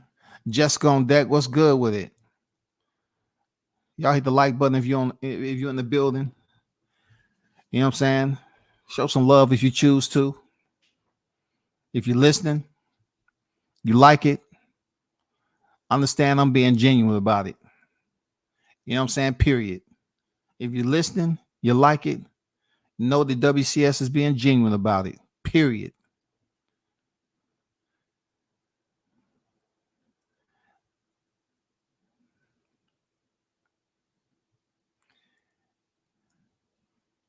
Jessica say nobody wants to fight, Boots. When you use the word nobody, Jessica, nobody is so much that can shred that. When you say nobody, you're basically consummating anyone that may be in a position to fight him. You can't say nobody. You have to say whoever he's looking for, whoever he selected, because he has turned down fights like they turned down fights. That's why I behoove you all to listen to more people other than me. That's why I behoove those who are in other chats to listen to a variety of people and get different perspectives. That's how you learn how to filter through what is content that's conducive and what is content that is deficient. It's up to you all. But when you talk about nobody wants to fight him, we just had the undisputed fight July 29th. Crawford had the belt for a cool 90, right? So if that's the case, then why wasn't this something that was presented, as a possibility before? Like, what do you mean dating it back to July 29th? Are we talking about after Crawford won the belt, or prior to him stepping into the ring and being announced as the WBO champion and Errol Spence, being the unified champion? Because just like I read off that I didn't get back to, when I read off this right here, let me put it back up there. Let me this right here. According to the IBF, Ennis became IBF champion 729, the night of Spence versus Crawford. If that's true, then Crawford only represented the IBF welterweight title. First of all, Crawford obtained the titles. He obtained the other 3 titles once he finished. So him representing anything is pretty much the titles that should be transferred over. The titles, the WBC, the WBA, and the IBF from Errol Spence Jr. to the possession and ownership of Terrence Bud Crawford. We're talking about baggage now. We're talking about delinquent debt. Is that what we're doing? We talking about delinquent. Well, you know, he the reason why he was complaining about that 3% when y'all was in Beverly Hills, because he hadn't been paid that. So Crawford, you pick this bill up, you gotta not only pay, you know, that debt, that 3%, but you know what I'm saying? If you don't get it done before the next fight, we're gonna have to take the remaining portion of his 3% that he didn't pay on this IBF title, and also we're gonna have to take your 3% as the new title holder. Okay. Ask the IBF, was he just representing the IBF? Because I guarantee you, Crawford's next fight, he got a sanctioning fee on that IBF. I mean, he would have had a sanctioning fee on that IBF title if it would have still been in his possession. Absolutely. It wouldn't have been no, well, technically, Boots has this. And come on, bro. They're gonna charge that shit regardless. I bet Crawford would have had to pay that 3% on that IBF title if they wouldn't have sent that letter. So he wasn't representing a motherfucking thing except the IBF world champion. See, that's what boxing is all stupid, because they want to say, oh, you know, this is super title, and this is the title over here and that. And then, you know, these fighters can stay out the sport for a long time inactive and don't fight nobody and go through shit. And then the sanctioned by the president coming here and say, oh, we're going to take care of them. We're going to look after them. We're going to do this. But Crawford don't have the belt for a cool 90. And people sending paperwork over here with 1,000% disapproval rate, knowing that they about to get a motherfucking title in response to that disapproval. Who have you known to send shit, right? Requesting something, knowing that it's going to be disapproved, and the actual result is rendered, is disapproved. Not only that is disapproved, but yet in the consignment, they received a nice little present in return for their disapproval. So I'm putting it out there. Here we go. We just going through the legality process, right? We just putting shit out there, going through the procedures. Hey, let me send this shit out here. Let me do this. And then I know I'm gonna get the answer back. But we're going through the motion. That's all. A, B, C, D, and sometimes E. That's all we doing, people. We just going through the motherfucking motion. It's just a paper trail. That's it. Don't worry about it. We got you, Boots. These bootlickers gonna get Boots ass whoop. No, man, but look, they talking about, you know, Boots is calling out everybody. Bro, shout out to True Media Boxing Radio. What's good, man? Great live today. Great live. Great live. I like Boots and wish him well, but you can't hurt. You can't call people out in the media, but don't back it up with action. I totally agree with you on that, Jessica. I totally agree with you on that. Shout out to Dr. Paul, man, and the wife. Hopefully y'all are doing great. You know what I'm saying? Salute to you, man. Appreciate you pulling out. They turned down the opportunity to fight Bud. No doubt. No doubt. No doubt. Let them know, man, what it do. You know what I'm saying? Let them know, bro.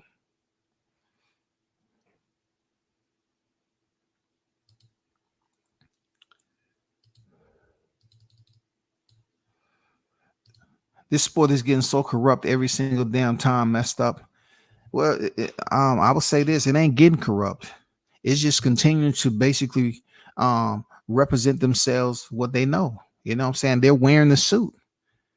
You know what I'm saying? That's how they move. They continue to go about it the way they know how, man. The forward motion doesn't stop for them. The only thing changes is the route they choose to take when they going up here to fuck somebody else over. That's all. They have to take a couple of exits before they get to their destination. This destination to make sure everything is good to go, and then they go over there and just get shit done. That's just the way it is, man. That's just the way it is. Seriously. Projective touring. You know what I'm saying? They project. It's called projecting touring. You know, they projected this is going to go down this time. We don't know shit about it until it actually goes down. And we say, God damn, that was some dirty, underhanded shit. I'm not going to call Jaron Ennis. Not going to do it. How you gonna just still be here? Breaking him down. You out there here looking bad for this.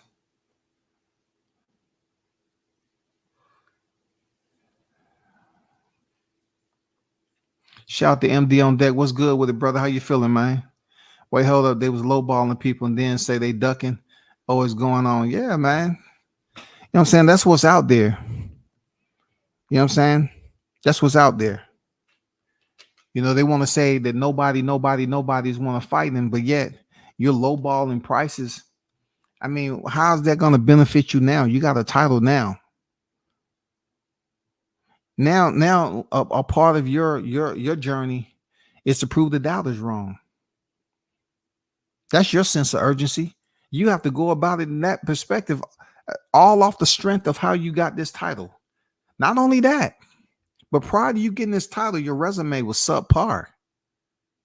And you stopping Ramon Villa is not the fighter that people wanted to see. That wasn't it. Ramon Villa coming off of Rashidi Ellis, okay, but you stopping him, okay, cool. Styles make fights, and his style definitely made the fight. But at the end of the day, bro, you have several years of where they're gonna come out, them boxing demons and these voices that you hear over here in the YTC asylum. They're gonna start to play, bro. They're gonna start dancing on your emotions, and they're gonna say, hey, they're gonna expect you to go out here and present what they expect you to do. With 31 victories, it's time for you to present. What's the presentation gonna look like moving forward? It can't be no half-stepping, bro. You got to go out here and get it done now. Over 30 professional wins, title, FedEx receipt. No, bro, you got to come with it.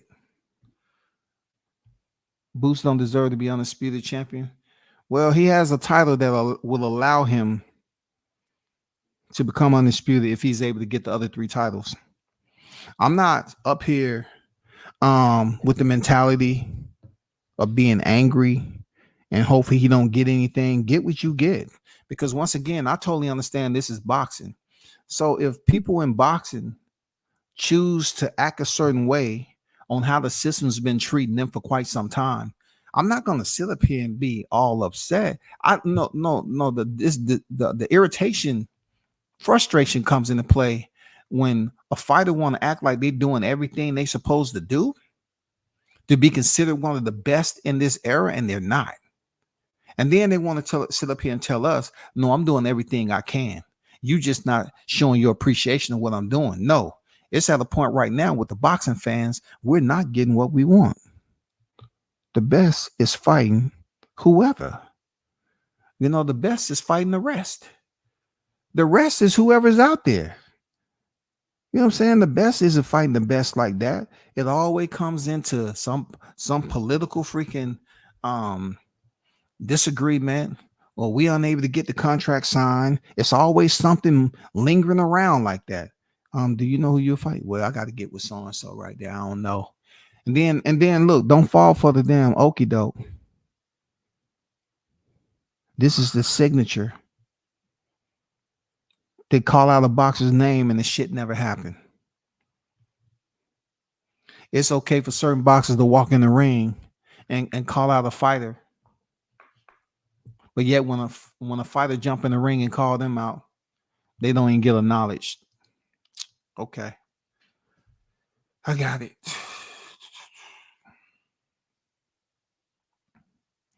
Danny Bud and probably be Spencer and Boots.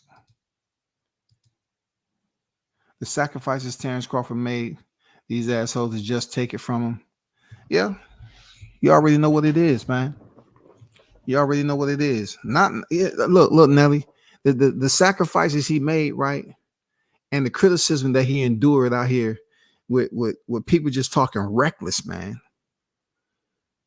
I mean, denigrating the shit out this man in the media, bro. It wouldn't stop, won't stop. Everything he had to deal with to them, sitting up here believing that Crawford didn't do this in negotiation. Top Rank, they was all in the man business. Top Rank losing money, all this. He need to leave the plantation.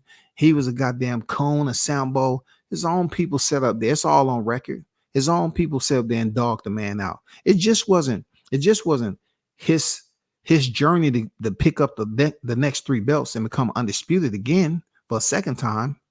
It's all the other backlash that he was receiving in order to get to that point. Now that Errol Spence defeated Yordenis Ugas, now they want to switch on something else. When Crawford was making moves to go over there, now they say the man didn't deserve to see transparency. He didn't deserve to see the books. He didn't deserve this. He didn't deserve no guarantee. He don't deserve this. But they never talked about that ass whooping that Errol Spence didn't deserve. He didn't deserve to get his ass whooped like that. Not with all these content creators out here that was talking that shit, that he was going to go in there. There's niggas that disappeared off YouTube because they betted and lost. They betted everything on Texas, shawty, and they lost. They lost big to the point where some of these niggas was ones that, I paid my debts. I paid my debts. Them niggas disappeared. They gone, ghosts. These niggas up here under different names now, and they won't even come on the panel. They just type in the chat. They hoping niggas don't even know who they are. Niggas out there owing thousands of dollars, man. And they disappeared off this motherfucker off one fight. They can't even come around because they was around people that they love to talk boxing with. You know what I'm saying? They love being on panels and being in the company of those who they can talk boxing. One fight changed that shit. Crawford went and beat his ass. The man had to deal with all this denigration in the media, criticism, racism, all this shit, only to go up there and give boxing fans and the universe and the whole community that was watching, the thousands in attendance and the millions watching, right? He gave them everything you look for in a fight. All the suspense and the climax leading up to Errol Spence getting stopped. And these niggas jumped their black ass on here and totally disgrace their motherfucking race by saying this man was cheating. Disgraceful. These are black people who supposedly have families, y'all. These are black people who supposedly have families, supposed to be somewhat attached to a child that they reproduced, that they are a contributor of, right? They would go on here and say some shit in victory to say that the man is a cheater. Ain't nobody heard me say some shit about Spence that was dealing with personal shit. All my shit was what happened in the media. But the way they went about trying to defame this man, well, not trying, they did defame this man's name, right? They came up with all these lies that's unproven, unsubstantiated, derogatory, false accusations levied against him after he gave y'all black ass what you want. It's just that y'all went for the wrong person. Y'all betted on the wrong fighter and you lost. But then you go here and talk about the man was a cheater. He was using steroids, loaded his gloves. That's some personal shit. That shit that lasts for a long fucking time. And you bum ass, hoe ass fuck boys that chose to do that shit, you will never apologize. Because look, I tell people all the time, if someone's willing to go over here and they see shit play out in real time and the fight played out the way it did, right? And there's no mistaking that Crawford won the fight, but you go back and you start creating all these damn these lies and pushing these false ass narratives. You're a fuck nigga in real life. Y'all are fuck niggas in real life, man. Because now you're bleeding over to saying, when it comes to his career, I want this to be a stain that forever be out here in the YTC catalogs and the archives and the annals. You know what I'm saying? I want them to see the videos that we made. We talking about real fuck nigga shit. And Ennis, you think you're not gonna go through this shit? Bro, you're gonna go through it. I don't care how many of these same niggas that was fucking Crawford over that you think ain't gonna fuck you over, bro. I'll be out here waiting for that derailment. Watch how they gonna treat you, Boots. Real talk. Them fuck niggas like that in real life, man. This ain't no damn front they putting on the YTC. These niggas are like that in real fucking life. It's a rematch clause regardless. Blaine Spence Boots. Yeah, it's a rematch clause regardless. They should adhere to it. But man, they ain't worrying about none of that shit, man. Look, a lot of these niggas don't think about activating their integrity, man. They don't have none, bro. It's been a long time. They don't activate no integrity. These are scumbag ass niggas out here, bro. Especially in this boxing game. They just further goddamn contaminate what boxing is already doing anyway. That's all.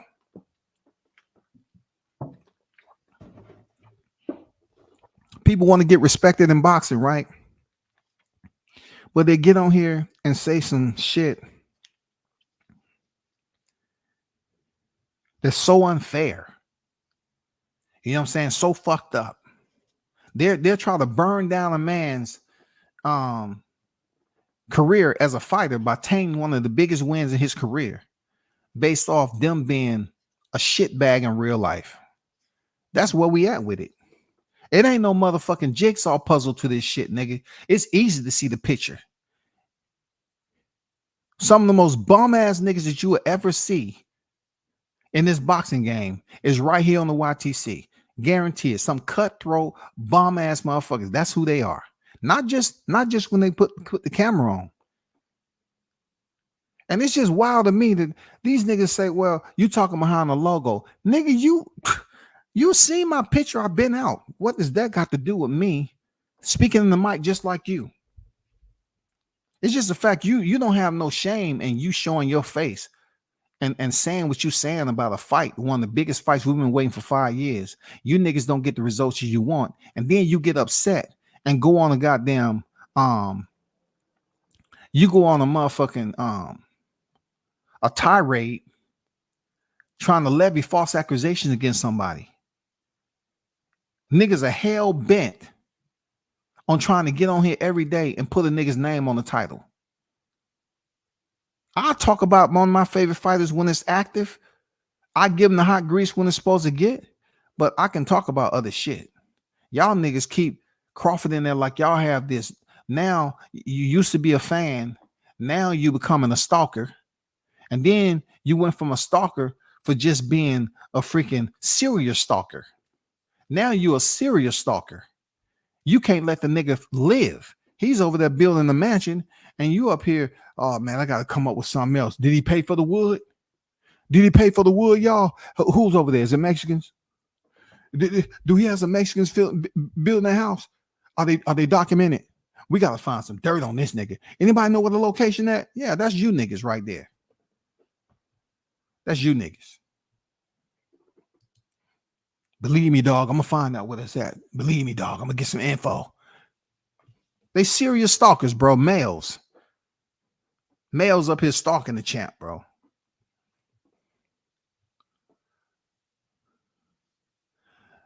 How can I tell good you really are if you are not fighting good opponents?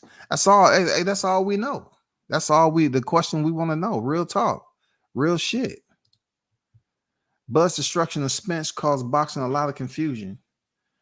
Bud is a great talent that shouldn't be talked bad on.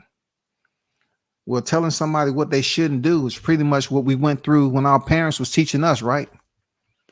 And then we get old enough to say, okay, I can make my own decision and do what I want to do what I want to do and go where I want to go. So that's we're in a social media era now where shit is just all wicked. You know, you have a lot of dudes on here just willing to sacrifice anything and everything just for views and subs. And the weird part about the misunderstanding is that they don't really understand that this is only a partial. This is on a partial part of their everyday living. See, the partial part of it is that they put more time into something that's partially here for them rather than putting time in something that's actually going to benefit them long term. This YouTube shit, they're not in control of that. They have no idea this shit can go away tomorrow. And a lot of these niggas be living in the motherfucking bus station. They just saying, oh man, I'm gonna drop it all. I gotta go down here and do a live. I gotta sit down in front of the shit. I gotta do a live. They're not even thinking about retirement. They're not thinking about, damn, what I'm gonna be doing when I get in my 50s. I'm still gonna be over here yelling and screaming on YouTube, talking shit about Crawford. While Crawford's sitting over there in a goddamn $10 million mansion. Well, you think you're gonna be able to goddamn go up there on Halloween and say, trick or treat, Crawford, I didn't know you was gonna answer the door, man. Hey, listen, bro. I know you remember me. I was on Twitter, man. I was giving you a hard time, man. I just asked for you to give me more than candy this time. Just give me more than candy. You got some dollar bills, man. First of all, amazing house. Beautiful, beautiful. But if you give me just a little bit more than candy, man, I will appreciate it. Just give me about $30, man. I just want to get me and my family some food. Shit, these kids, they're going to be up all night with this candy. Just give me about $30, Crawford. And I apologize once again. You know what I'm saying? I just never been the same since I betted so much money on you and you know what I'm saying? And now the YouTube is no longer in existence. I fucked up, man. You got a pretty big land right here. Is there any way I can, you can hire me to cut the grass? No, I already got a lawn person, a Mexican lawn person. That's what they said, right? They say you was over there trying to find out if I had Mexicans building my house, right? Or it was cutting my yard. Man, I didn't know any better back then, man. I was going through some shit. I lost so much betting against you. And then YouTube shut down. Hey, don't say I never tell y'all, bro. Hey, let YouTube shut down. Let YouTube shut down in the next 3-4 years, bro. Or change the amount of money that you can make. And they go from 30% to 40% or something like that. Let that motherfucker happen, y'all. I'm telling you, dog. People ain't gonna be the same once again, man. I'm telling you. It's gonna be odd. It's gonna be odd. Cats up here, cats over here risking it all. I don't need a career. I don't need retirement. I don't need a 401k. I don't need none of that shit. I have you too. Yes, I do. I have you too.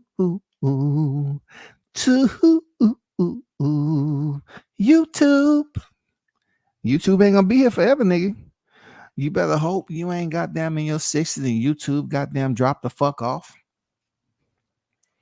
And you can't understand where that income gonna go. When you take your old ass up to get a job, they're gonna say, sir, unfortunately, we only hire him for the holidays, temp service. No. They calling ice on Bud. Yeah, they calling ice, ain't they? Jay gets it. Jay gets it, man. Jay gets it. They're going to be calling ice on Bud. They're going to be calling everybody, bro. Excuse me, I want to remain anonymous, but I'd like to convey some concerns. And usually this is not my priority to police the area, but please, let me just say this. It's a boxer who posted on IG that he was getting a $10 million mansion. Now, I don't know where all the money come from, but he's a boxer. Some people saying it was laundered, it's mafia, all that shit. But I heard that the people who's building it are Mexican descent and undocumented. So I really want you all to go over there, because if that's the case, oh my God, he should be stripped of his titles, stripped of everything he ever worked for in boxing. And that's the one thing, right? When it comes down to this grimy, dirty boxing game, unless you go out like Felix Verdejo, shit, like you'll forever be considered a champion. And like even with Verdejo, his boxing rec is not expunged, absolved. He's never seen the light of day, but he's gonna have his box rec. I mean, people are going to talk about his box rec. He's going to be talking about boxing. He's going to have plenty of time to talk about what he went through, what he missed, all that shit. But anyway, to stick to the damn live before I get up out of here, I really don't like telling people to stay conscious. You know, growing up, they used to say, hey, man, stay conscious. It's conscious dummies walking around here every second of the day. They're conscious. What they're conscious to is the biggest question. What are they conscious? What are they focused on being conscious? Stupidity, ignorance? It's a lot of country, stupid ass niggas on here. For real. They conscious on the bullshit. And they don't care. If someone did it to them and their family, they'll be talking about pulling guns, getting people to go up there and handle it, throwing their whole life away. Kids going up there every weekend to see, hey, man, how you doing? Why you talking to me like that? It's been different since you left, man. Shit, man, the weed changed and all that. I'm old enough now. You can't goddamn tell me shit, nigga. I used to hear you in there yelling all the time on the YTC, talking about what you gonna do. I heard all that shit, nigga. That made me want to go to the streets and find out myself, nigga. That's what they wanted me to do. I did it. But I ain't doing it like you though, man. I'm just gonna take the easy shit. You know, I'm goddamn well versed in weed now. You know what I'm saying? That's where I'm at with it, dog. Well, I didn't raise you like that. Well, guess what? I ain't raised you to be locked up, and we can't see your punk ass either. I ain't tell you to become a YouTube martyr. Did I?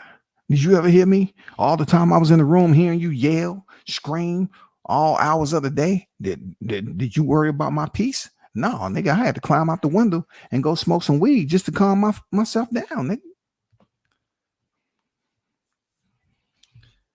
Hey, W says, who should be Bud fight next after the rematch? At this point in time, right? For Bud Crawford, he should be fighting anything. I mean, just everything big fights. He go in here, fight the rematch. It should be nothing but title fights. Something that's going to bring him money. Something that's going to build his legacy. Of course, he fights Spence at 154. He's unable to earn a title because Spence don't have any titles, period. So therefore, if he want to addition, another division to his legacy, 154 would be cool. Because it seems like Canelo is out the question. But we can never say it's off the table, right? Period. But it's out of the question the same because he got all this shit going on.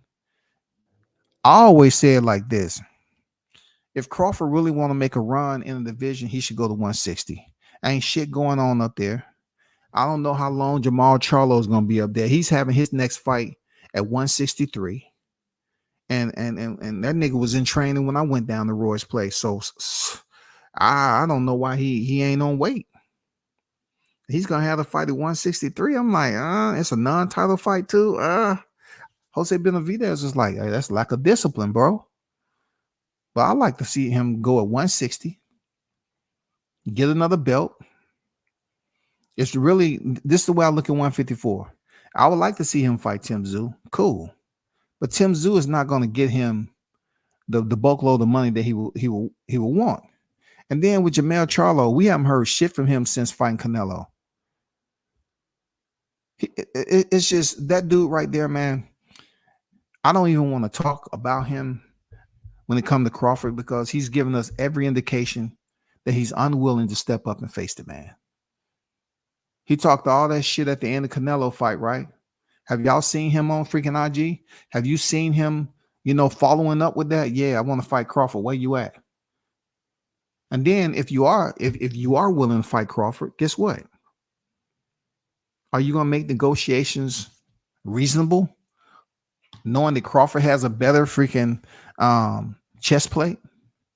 He has a much, heavier bag of accolades that he's carrying around. Are you going to be an ass about it because, you're up here talking about, I'm the unified champion. Well, you said, the James Harden, right? You said I already done that. But the one thing you failed when you was lying to James Harden, just let him know that Crawford's already been undisputed at 140. You ever tell me I already did what he did. I'm fighting Canelo next. Well, I guess James Harden was up there looking at that shit. He's supposed to be out there shooting jumpers and shit, trying to find a way to win a title. And he up there looking at you with that look on his face like, God damn. This nigga lied to me in my motherfucking face and this girl was right there. This nigga didn't tell me the whole story. Oh, my God. He said he was fighting Canelo. He didn't fight Canelo. He went up there to see if his new shoes actually work. He had been training with what's his name? Noah Lyles. He just got back from training with Noah Lyles in the goddamn 200 and the 100. This nigga knew how to run his ass off. For real.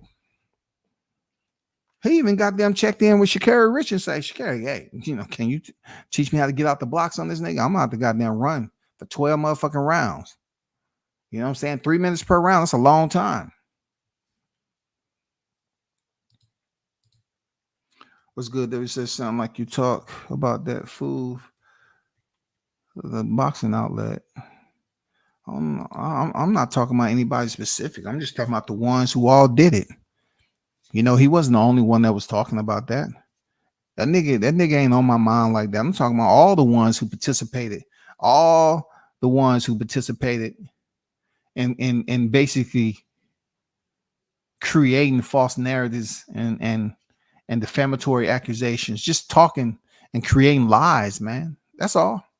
And then when a nigga do talk about it, they feel like they're getting some type of prestige. No, you're not getting more prestige. Niggas are living off views and subs, and they feel like that's what's going to invigorate them in life. This views and subs is not going to change your aging process in life.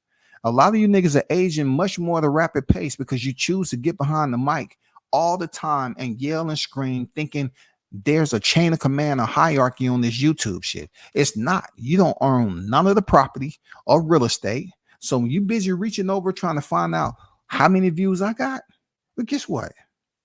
When I shut this bitch down, my views is different. I got other shit to do in real life. I don't know what y'all thinking.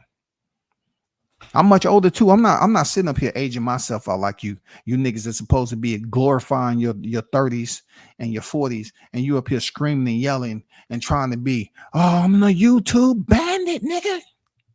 I'm the motherfucking YouTube Terminator. Arnold Schwarzenegger don't have shit on me, nigga. No, Mom, that's not where I'm at. When I saw Jaron Beck standing next to Crawford, I said, God damn, Jaron Beck is huge. I couldn't imagine them fighting. Once again, if we want to talk about size, imagine how Gilberto Ramirez just looked against Dimitri Bivol, and look at the ass whooping that Dimitri Bivol delegated and distributed and disseminated to the body anatomy of Gilberto Ramiro, aka Zerto, which is one of my favorite fighters. You know what I'm saying? I like Gilberto, cool cat. I talked to him on several occasions. Cool dude, man. But he too was considered one of those tall, lanky, big guys at 168 when he was a champion. But he wouldn't fight nobody. And the dude had over 40 professional wins, man. He moved up to move up to 175 and finally get his shot at Bivol. Size didn't have shit to do with it, bro. Size didn't have shit to do with that beating that he took, man. Because Bivol was rocking him. Shit was real. Hey, man, I appreciate y'all for pulling up. Salute to y'all. Let me see if I left anything out over here. You know what I'm saying? Once again, shout out to them Devil Dogs. Happy birthday to everybody that was up here. You know what I'm saying? And what ain't gonna change is FedEx delivered that goddamn title. And bro, you're gonna have to deal with everything that comes along with people that's gonna remind you of that. And not only they're gonna just remind you of how you received that title, they're gonna remind you of the trash talking that was going on about Crawford. You know what I'm saying? When he was on his tour, you know what I'm saying? All the trash talking and people was up here acting like he ain't do shit. He ain't never done shit. No, bro. That shit is gonna come back to you. And the fact that you and Crawford probably will never fight, because that's one of your toughest fights. If you ever want to think that fight was gonna happen, what if Crawford doubled back after he fights Spence, right? He doubles back and say, you know what?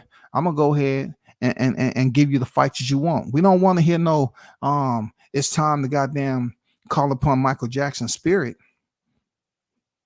and give you a thriller performance moonwalking backwards out that bitch. No, we don't want to hear just beat it. No, we want to hear, okay, cool, let's sign the contract. Because he can definitely come back down there to 147. and fight you for the freaking IBF to become 3-time undisputed. You think he don't want that legacy? It'll provide you the opportunity to step up the biggest fight of your career and fight for like supposedly you was trying to do initially.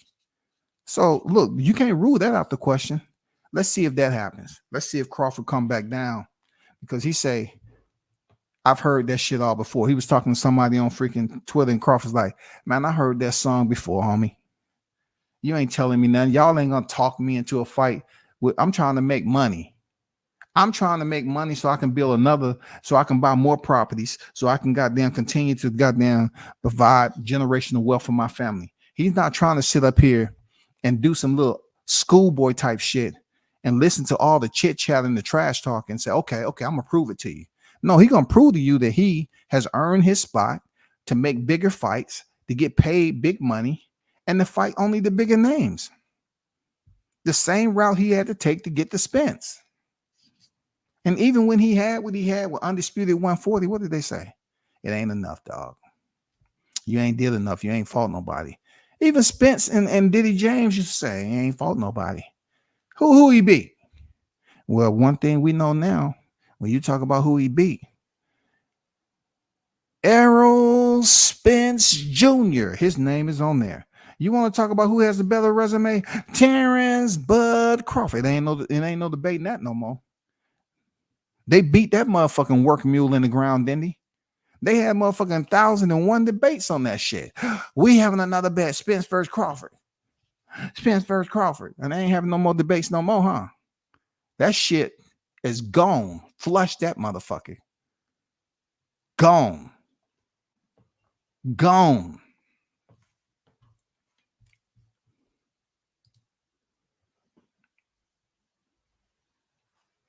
Salute to y'all, man. Shout out to the hottest chat in the MF game, A-Side Official. You already know. Until next time, man. Peace.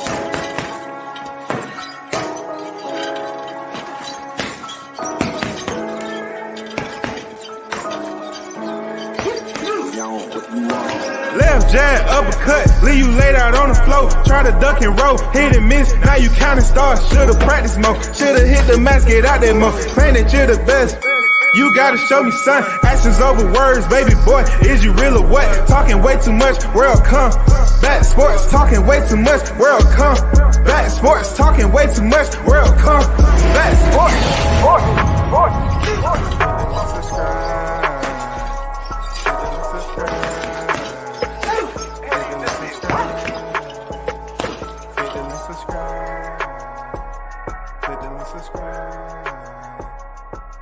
Subscribe.